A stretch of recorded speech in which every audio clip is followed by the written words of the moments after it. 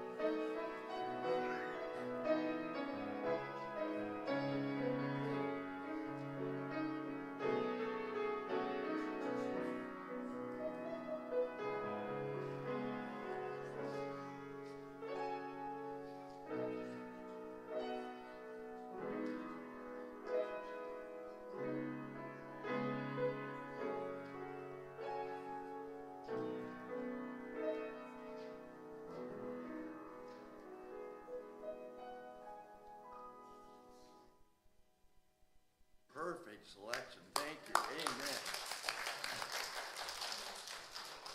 Amen. Let me add my welcome, if I might. I am the Reverend Doctor, but you just know me as Keith, which is fine. It rhymes with teeth. Easy to remember. And I am today's chef. Our menu is about resilience. It's a puff pastry wrapped around the first principle about the inestimable worth of each person, with an airy organic souffle of the third principle, encouraging spiritual growth in a liberal religion, all soused in a sauce of hope with spices from our own interiorities, the depths of our own personhood. Dessert is a bounce-back sponge cake, marinated in an elixir of joyous living. So, changing the metaphors now, from food to meals entertainment, what I learned by dying on stage. That comedy awaits us. Thank you to the captain of our wait staff, Olivia Hand, who, well, having heard the applause, be sure to tip your servers. She has helped develop today's cuisine comedy and the gustatory humor that's contained in our time together. So we have now the time to light the symbol of our resilience, the symbol of our desire to glow with a flame that can't be extinguished. And we have unison words here, right? In unison? All right, so let me, you ready? So our chalice has the, let me say this first, and we'll say in unison. So this is first. Our chalice has the spirit of Unitarian Universalism. We light it centered in love. May it glow and shine for each and for all. Olivia, you want to do the next part?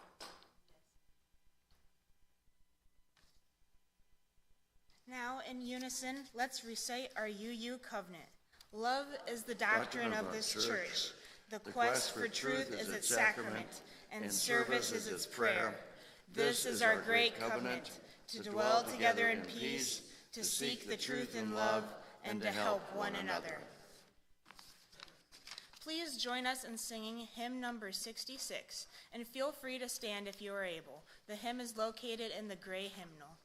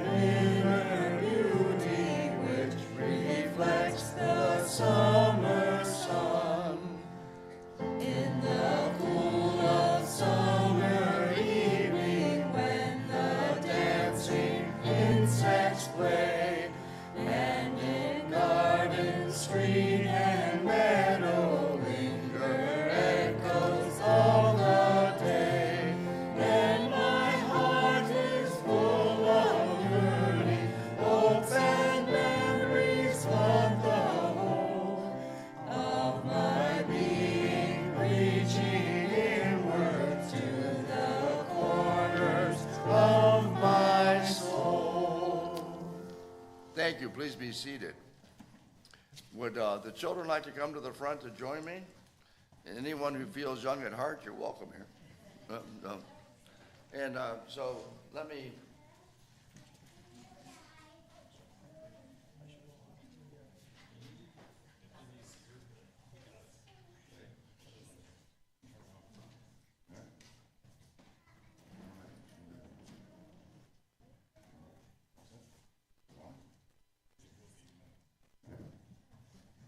Well, good morning. Good morning. Good morning. Good morning. I'm so glad to see you. How are you feeling today? You're feeling great? Oh, well, good. Pardon? Bored? Well, wait a minute. You're bored? Let me do a little soft shoe. Is that better? Do you know how many actors it takes to change a light bulb? How many? Anger. What's that? All right. We'll say 12 then. 1 to change the light bulb, and 11 to say, I could have done it better. All right. So, but today we're not talking about acting. I don't really know what. Can you tell me what? Well, hi. Welcome. Go ahead. I'm listening. What? Hi. How are you, sweetie? I'm listening. What would you like to tell me? Because you tell me you're bored, right? I'm sorry that you're bored. I hesitate to ask, but who? Yes. Who?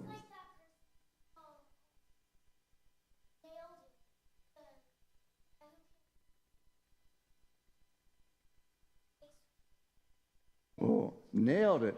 You can make cakes with chocolate. Wow, that's the only kind of cake I can make, so that's pretty apt. So today we're talking about being overcomers. Overcoming the struggles that we have in life.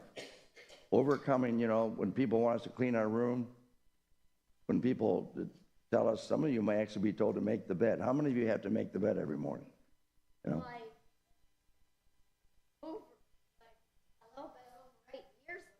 Well, over 8 years, yes, sir. You pay your brothers. So you've learned how capitalism really works. Very good. I'm glad you can do that. Yeah, well, wonderful. So one of the things that teaches us how we can use the things that are difficult to be more, to grow to be more. We all want to be more. We are all creatures that want to ascend. We follow the sun. We all want to be more. And there's a story about the good, beautiful things that come from struggle and challenge. And if we could play that video of the chrysalis. This is a monarch butterfly chrysalis. Is it showing on the screen somewhere? Not yet, huh? Oh, there it is. Now there it is. Can you see it? Yeah. Inside that thing, there's a monarch butterfly. Can you believe that? You can sort of see the colors of its wings, right? Can you see the colors of its wings in that thing? All right, so in a moment, we're going to play a time-lapse video of that trying to become more, trying to be the monarch that it was born to be, all right? So let's play the video. Can we watch it together? Oh.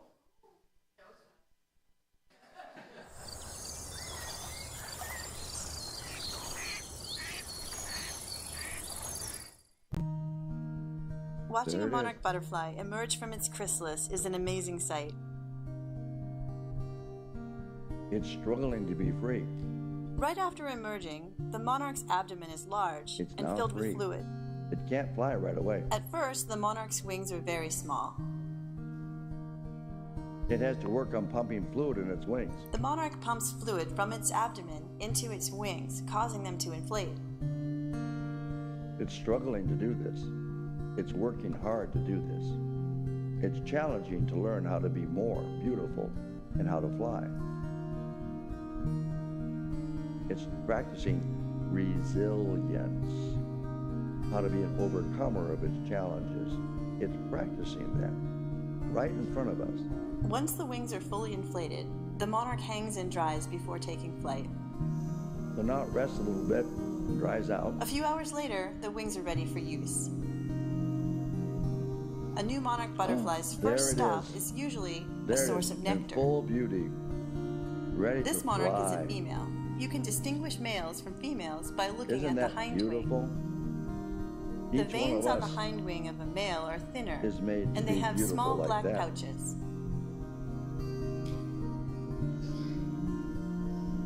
You know how to be on stage. You got to wave to the audience. Yeah? You're going to give out autographs afterwards, sweetie? I hope that you enjoyed that. I hope that this is a great example of what it means to overcome struggles and the wonderful things that can come from learning how to read, learning how to bathe, learning how to tell time, learning your multiplication tables, learning to be bored. That's part of life too. Thank you for your attention. You may now go to class. You're free to fly now. Fly away. Go ahead. You're free to fly. You're Spider-Man? Okay. You do whatever a spider can. All right. Let's sing our children's benediction as our kids go to class. As you go on your way, may you be filled with gladness. Go enjoy. Where are we at in this? Go enjoy. May fortune bless your day with peace and loving kindness. Go in love. Go in love. I'll be praying in my own tradition today for the Beyond Ourselves portion, and I invite you into it with me. We call on the gods to hear us, to provide us with the abundance of Lakshmi in all aspects of life, and for Ganesha to remove our struggles and stresses against poverty and hunger, illness and death. May we continue to grow in love and peace, not only as a congregation, but a global community as a whole. May it be so.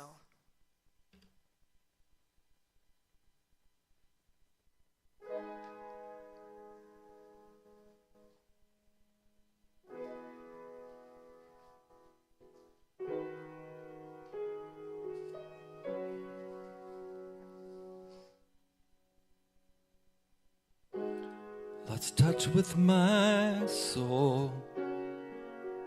I had nowhere to run, had nowhere to go.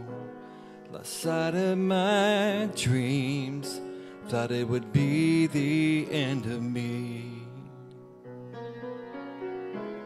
I thought I'd never make it through.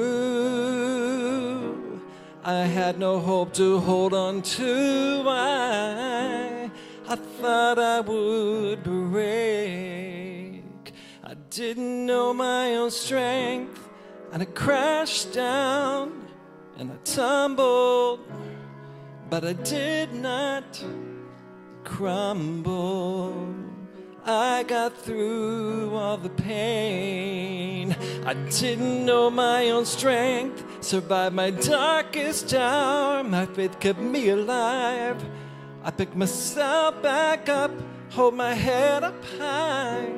I was not built to break. I didn't know my own strength. I found hope in my heart. I found the light to light my way out of the dark. Found all that I need here inside of me. Yeah, I thought I'd never find my way. I thought I'd never lift that weight. I thought I would break. I didn't know my own strength, and I crashed down and I tumbled, but I did not crumble. I got through all the pain. I didn't know my own strength to survive my darkest hour. My faith kept me alive. Pick myself back up, hold my head up high. I was not built to break. I didn't know my own strength. There were so many times I didn't know what I was gonna do. I thought I would break. I didn't know my own strength, and I crashed down and I tumbled, but I did not crumble. I got through all the pain. I didn't know my own strength, survived my darkest hour. My faith kept me alive. Pick myself back up, hold my head up high. I was not built to break. I didn't know my own strength.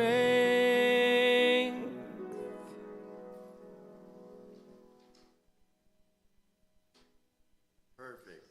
Just perfect. Thank you. Amen. Fits the theme real well. Thank you.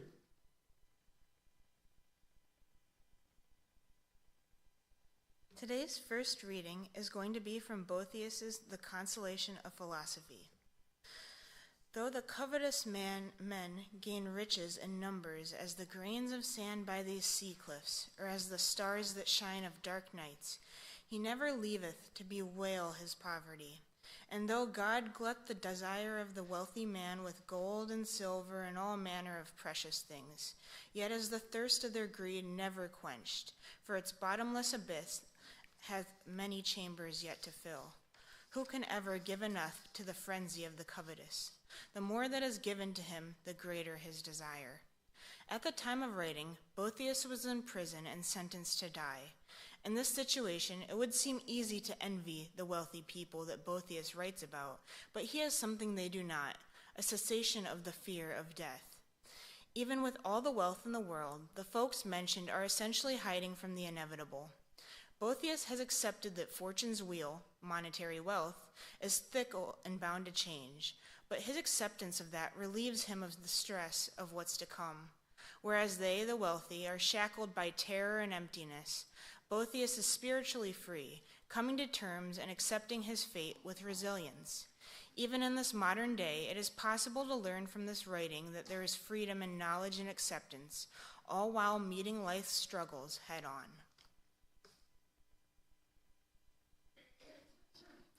Certainly, there are many struggles in our community. Some of us are struggling with illness, some of us with loss, Some of us with divorce and bankruptcy. Some of us with the challenges of just getting awake every morning and coming here. That was challenging enough for many of us. So we have this time when we give ourselves an opportunity in this community to connect with the depths of our being, our own interiority, seeking solace and consolation, and the energies of resilience that are part of our living tradition and that are present here with us. So let's have just a moment of silence.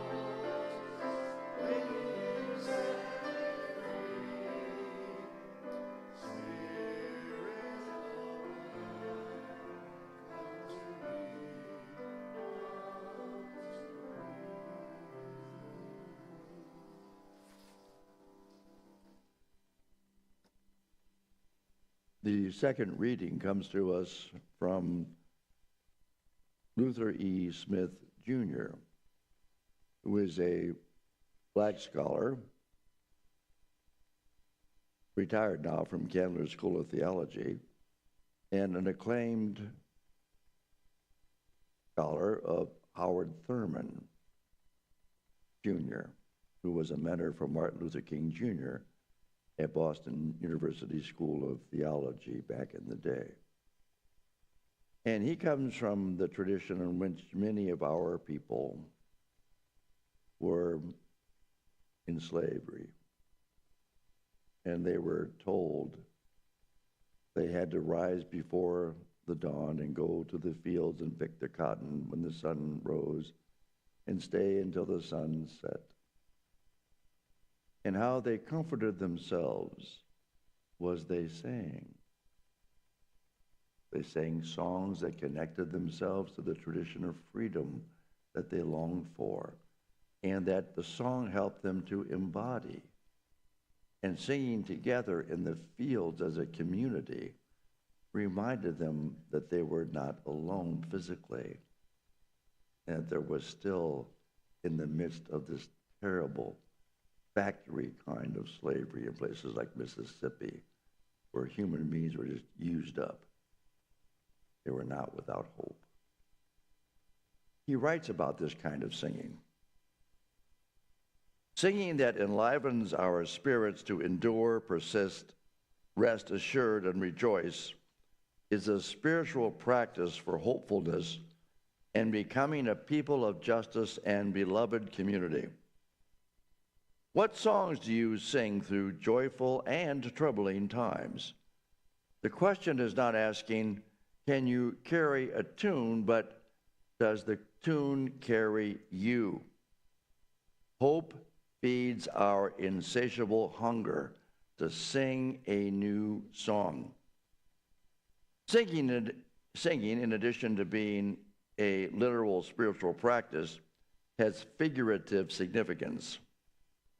Singing can also refer to how the body is being given to harmonizing with what is vital in life. Like music, life is lifted with a sense of tempos, tonalities, rhythms, and improvisations. Every day we compose our lives by how we live. Moods of happiness and despair, eagerness and boredom, love and indifference, courage and fear, celebration and grief inform how our whole bodies voice our dedication to the art of living. Singing a new song is not just about the song. Primarily, the singing expresses that we are becoming new. I hope if I change places, you can still hear me. If you want to go to sleep, maybe you don't want to hear me, but whatever you need to do, feel free. We're a free church. So today's concoction, a menu of resilience, as I said before, is a spongy puff pastry wrapped around the first principle. We're all of inestimable worth. With an organic souffle of the third principle, encouraging spiritual growth in a progressive liberal congregation. With a unique sauce, soused, marinated in hope and the spices of our interiorities. Dessert is a bounce-back sponge cake, marinated in the elixirs of hope. So, we're going to change now metaphors. We're going to move from the menu to today's meal entertainment. What I learned by dying on stage. Those of you who know me, I have over 50 years of stage and screen experience, Movies you've never heard of and you'll never see. Unlike Walter McGee, I'll never get an Oscar. The Cleveland Film Institute was near where I lived in Medina.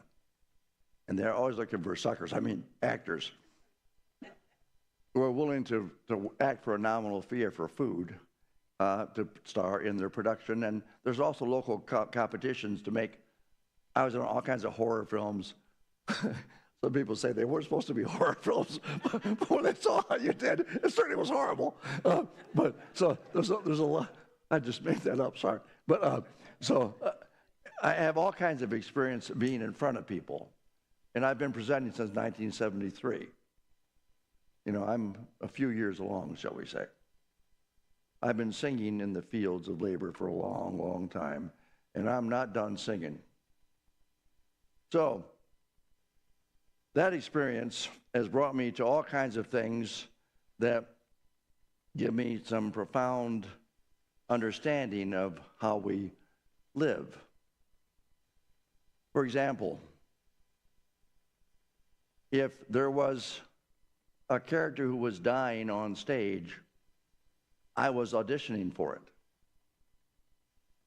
By that I mean, once I established my props in community theater as an actor, I tried out for the role of the king in The King and I in Owasso, Michigan. And the only reason I got the part was I was the only one who could both polka and waltz. And you know what happens to the king at the end of this racist, politically incorrect, ethnocentric musical? Remember what happened to the king? He dies. That's my first role. So the next role I auditioned for was in the same community, and this was a big deal in that community. You're on the radio, you're on the local television. So it was as Lieutenant Cable in South Pacific. Younger than springtime am I, gayer than laughter am I. I was a tenor then, now I'm a baritone.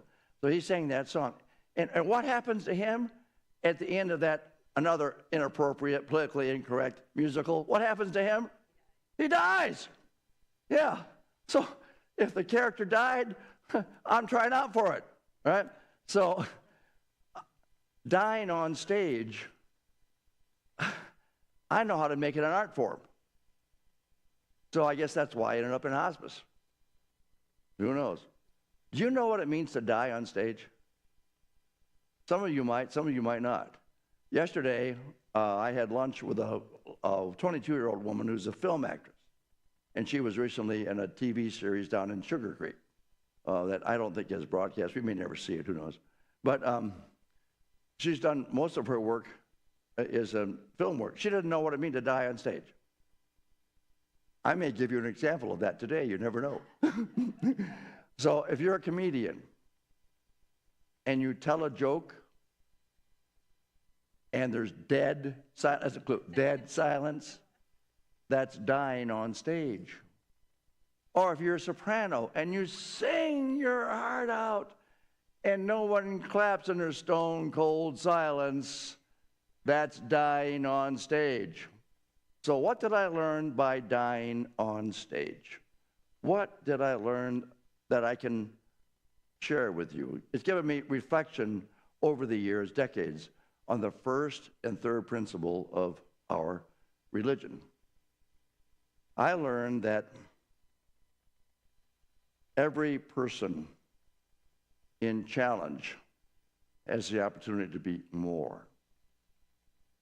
In Buddhism, there's a concept, a word called Maranasati, which literally means little deaths.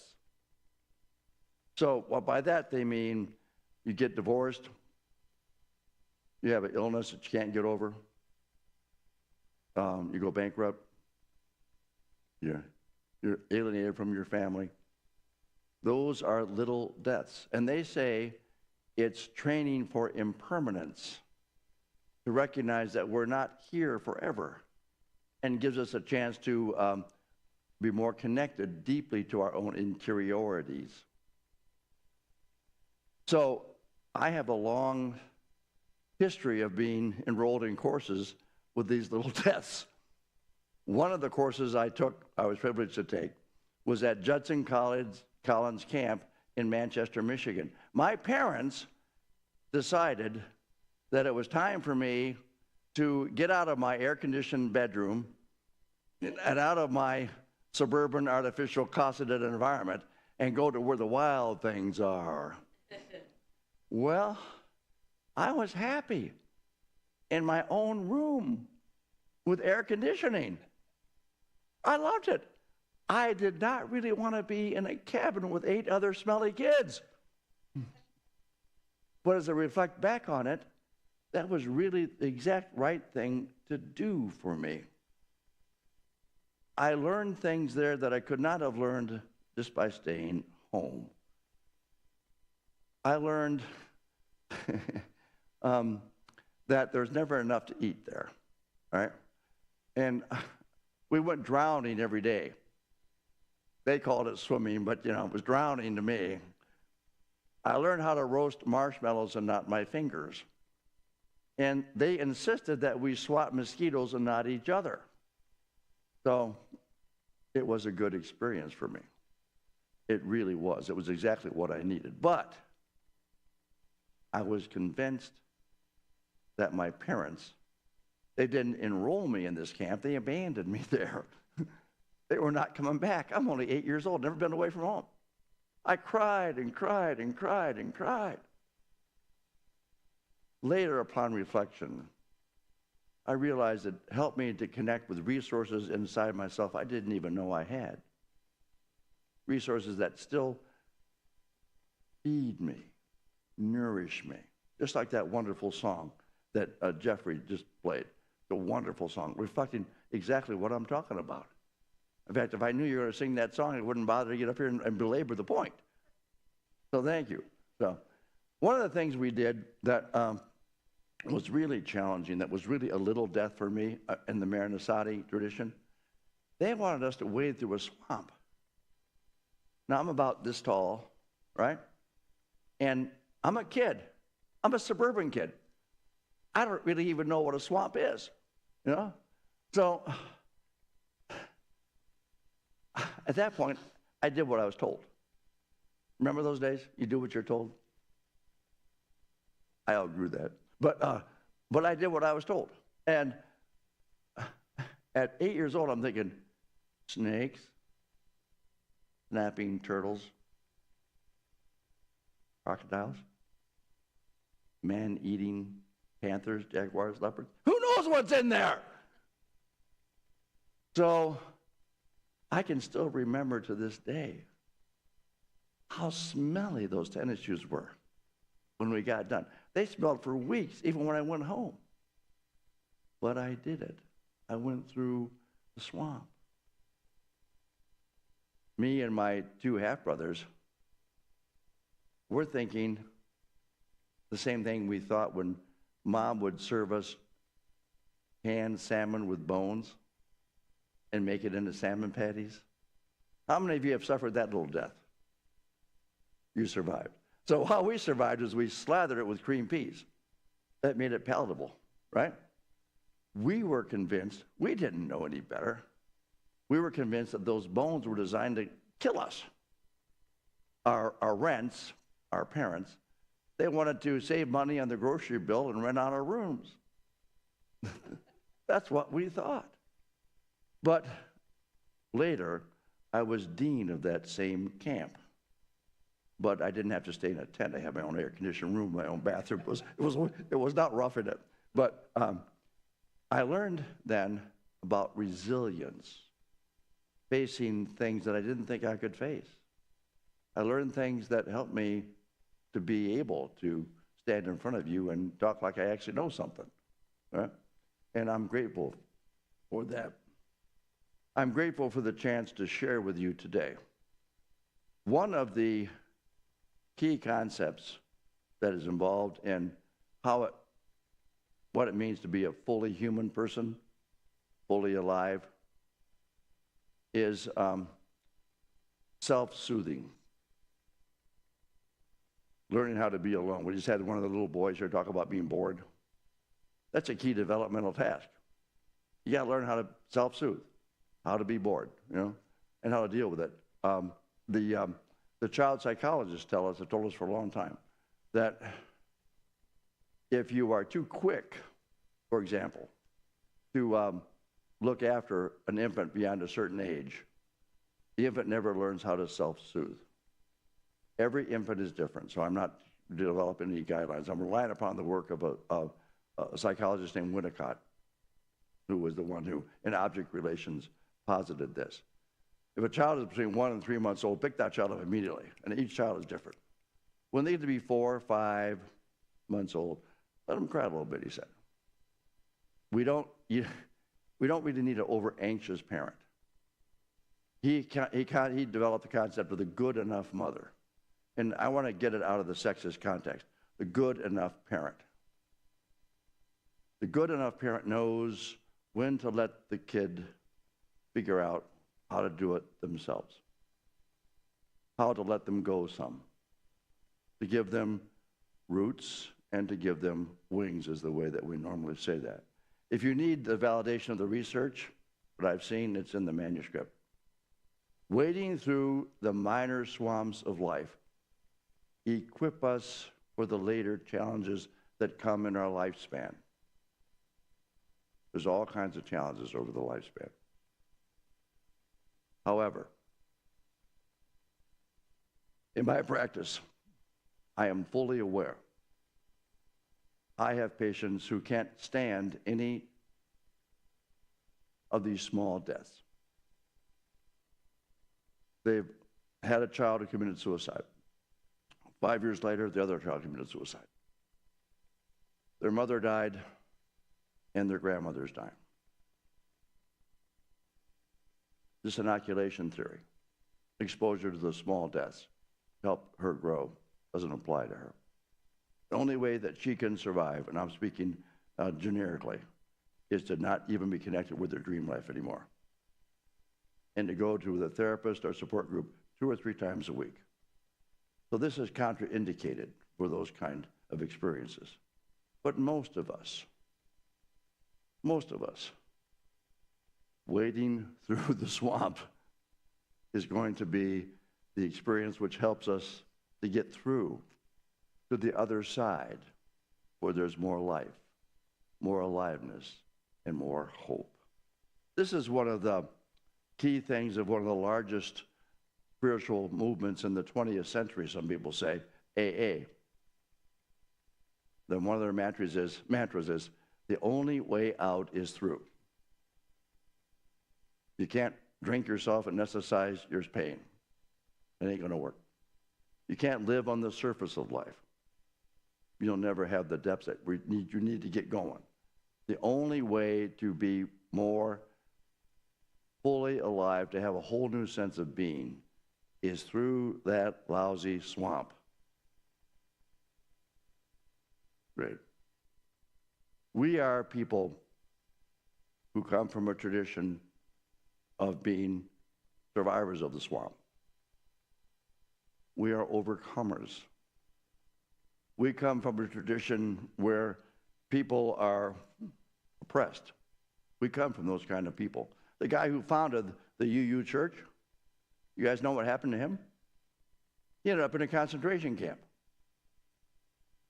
We are survivors of that kind of thing. We're the ones that, when we labor in the field because the slave master makes us, we sing a new song.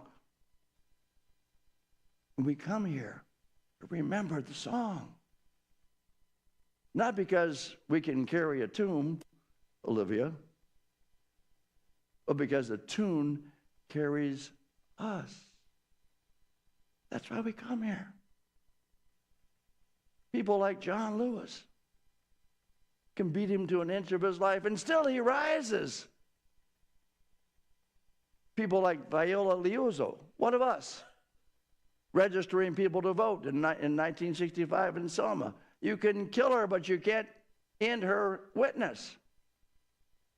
Native Americans like me, you can try to stamp us out, and we're still dancing at the powwows. People like Walter McGee, one of us. One of us. He's resilient.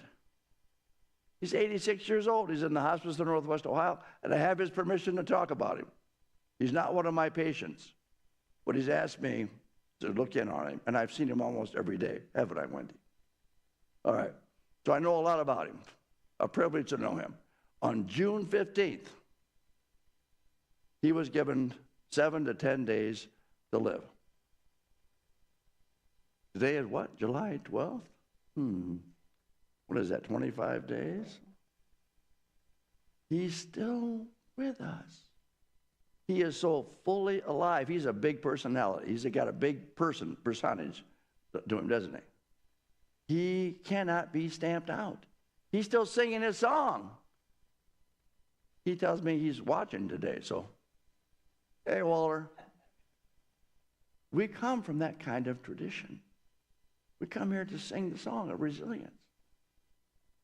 Walter has some fortunate things in his background. Some of his forebears from Virginia, he's from Virginia, owned the property in which one of the battles of the Peninsula Campaign was fought. So these are people that know how to survive, not just the small deaths, but the bigger things.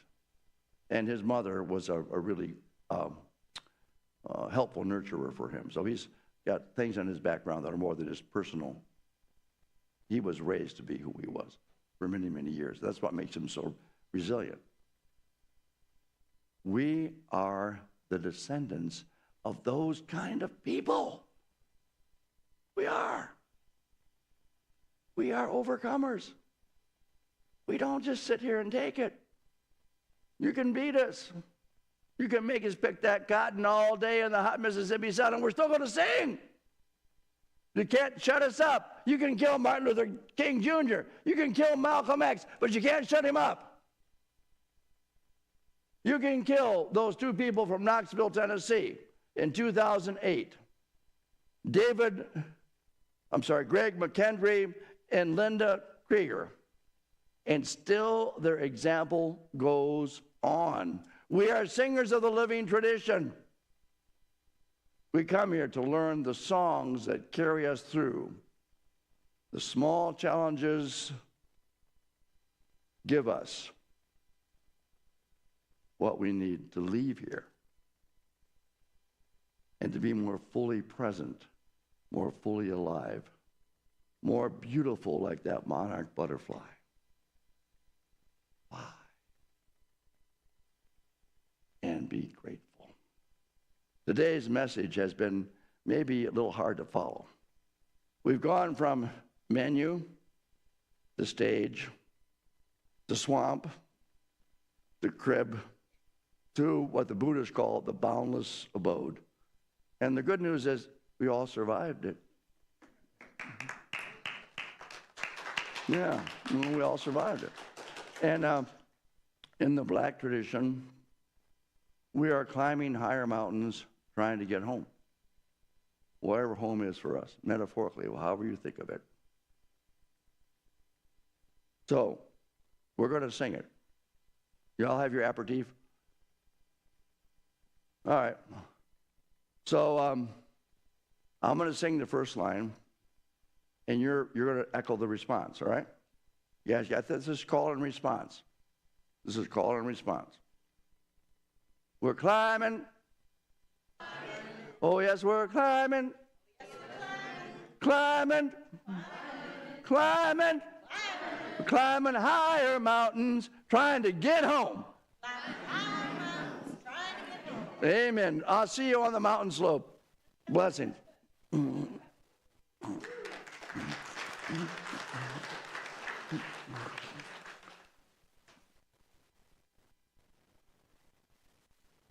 Well, now that I've afflicted you with this, now it's time to tip the waitstaff. So we're going to have an offering here. This is a wholly supported congregation. We don't get any money from the UU Association. We are wholly supported by your generosity and your loving kindness to us.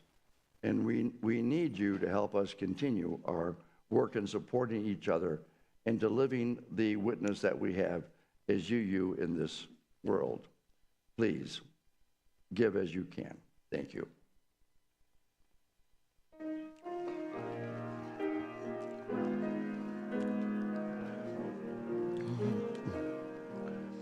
There's a river flowing in my soul, in my soul. There's a river flowing in my soul, and it's telling me that I'm somebody. There's a river flowing in my soul, in my soul.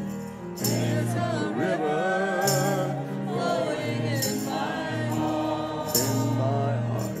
There's a river flowing in my heart, and it's telling me that I'm somebody.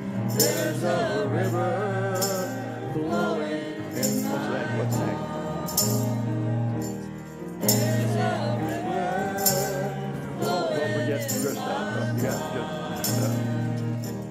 There's a river flowing in my heart, and it's telling me that I'm somebody. There's a river flowing in my heart, in my heart. There's a river flowing, there's a river flowing. There's a river flowing in my soul, in my heart.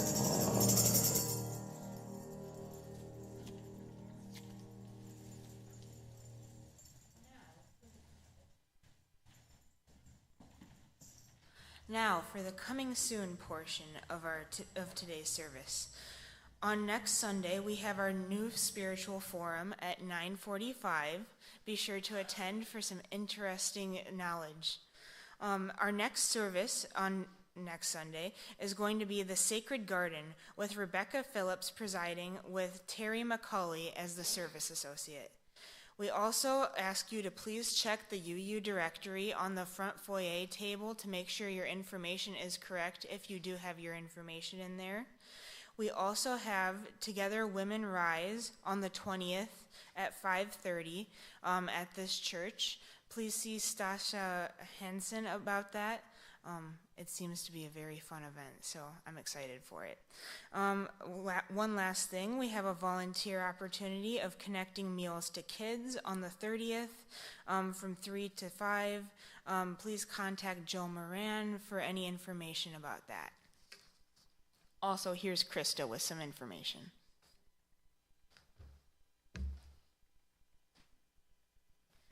Hello. Woo! Woo! Woo! Woo! Woo! Hey, my who today it's twofold. First is a call back to the pledge drive. And what I just want to say quickly is that we're still cleaning a few things up, and we're going to probably be reaching out to a few of you in that cleaning up kind of stage. And so that's what we're doing. Who will be doing it? Maybe Tim, maybe me, maybe Wendy, some of the people on the board. But don't be surprised if we're reaching out to you. Don't be shocked. Just be loving. And why? Because we need to clean this up and figure out where we're at so we can, spend our money in good ways. How? We're going to probably talk to you. Where? Wherever we can find you. We might stalk you. No, we won't stalk you. When? We're going to try and do this as soon as possible. So I just did what? I did who, what, where, when, why, how, all of those things, right? Who's going to do it? Me. Krista, because I have my who name tag on. So that's the second part. We're looking forward, right? So we just did a call back to our campaign. Now we're looking forward. And what I want to look forward to is communication processes that use all of those who, what, where, how, why, when specifics. So I pledge to you that we're going to get better about communicating with those things. And I'm also asking that of all of you. When we post something on our Facebook page, when we reach out to people or talk to people about an event coming up, let's try to make sure that we're very specific, because not everybody knows everybody. So Joe Moran, who we're going to talk to about volunteering on July the 30th at Connecting Kids to Meals so that we can help people in the community, is sitting at the table right out there. And how you will reach him, if you haven't already got away, is we'll figure out how to put that on the Facebook page or wherever Joe wants his information displayed. Okay? So I just want us to be better about that, because it matters to new people. It really matters to new people. They don't know who, what, where, why, how. And some of us old-timers don't really know it either. All right, thanks.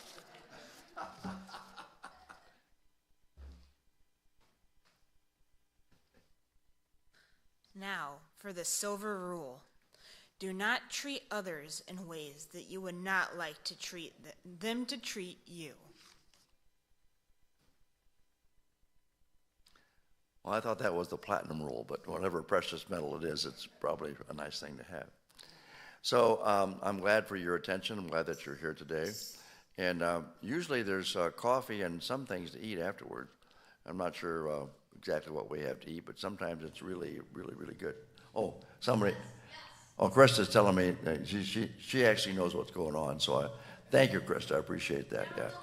Out in the hall? Where? Down the hall. Oh, down the hall. Oh, down the hall, that's right. And it's not going to be salmon patties with cream peas, right? Oh, other healthy things. Okay, well, that's good to know. Things that get us through the swamp. Yeah. You tell me if I'm 8 years old, at the end I get to eat donuts, I'm getting through that swamp fast. So thank you. So, oh, somebody's raised their hand here. All right. Yeah, go on up to the mic so people can hear you quickly. Because we're still in good time. Yeah, we have plenty of times. A yellow card or a red card. Put the red light on you. I'll make it out of the way, Julie.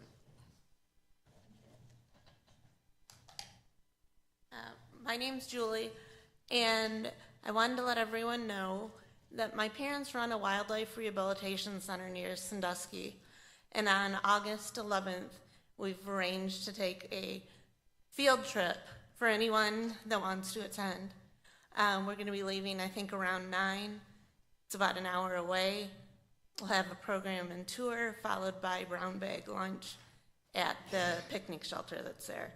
So that's going to be Tuesday, August 11th, and we'll be leaving around 9. Thank you. Sounds like a really meaningful event, so thank you. So the last song that we have to sing, are there any other announcements before I? All right. The last song is trying to knit the service together with singing a song. Come and sing a song with me. And rise if you're able. Lie down if you want. Whatever you'd like. Thank you. Come sing a song with me. Come sing a song with me. Come sing a song with me. That I might know your mind. And I'll bring you hope when hope is hard to find.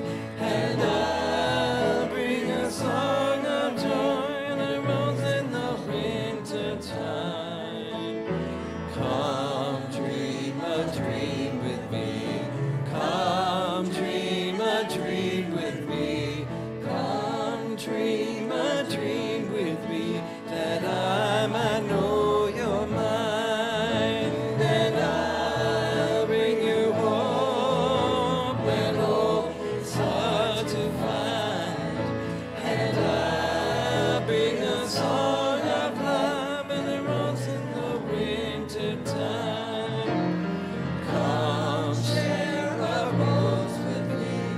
Come share